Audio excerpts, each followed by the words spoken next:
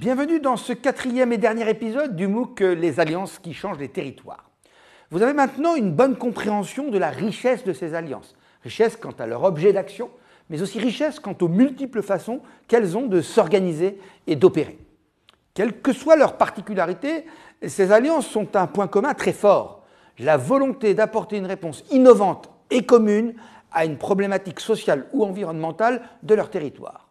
Mais une alliance territoriale, si elle naît bien des besoins d'une zone précise, ne doit pas obligatoirement s'y restreindre sur le long terme. De nombreux territoires partagent les mêmes besoins et il est donc essentiel de faire changer d'échelle les alliances réussies.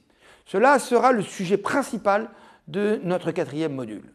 Nos trois alliances fil rouge, que vous connaissez très bien maintenant, partageront justement leurs réflexions sur cet enjeu essentiel. En tant que pionniers de ces alliances, comment faire en sorte qu'elles essaiment ? Vous verrez que l'État s'est emparé de cette problématique, et notamment le SGMAP, Secrétariat général pour la modernisation de l'action publique. Benoît Landau, qui y travaille, vous fera part des différentes démarches qui sont menées par ce secrétariat pour soutenir la duplication d'alliances réussies dans d'autres territoires. Philippe Lemoine, le président du Forum Action Modernité, vous apportera ensuite des éléments de réflexion quant à la place du numérique dans ce processus de changement d'échelle.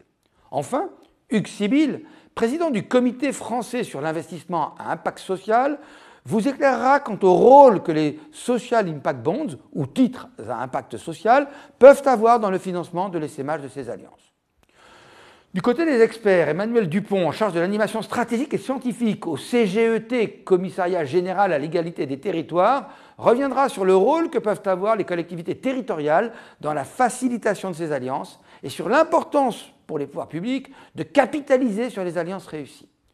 Charles-Benoît Hetzig reviendra pour conclure sur les principaux obstacles de ces alliances et vous donnera des conseils pour les surmonter.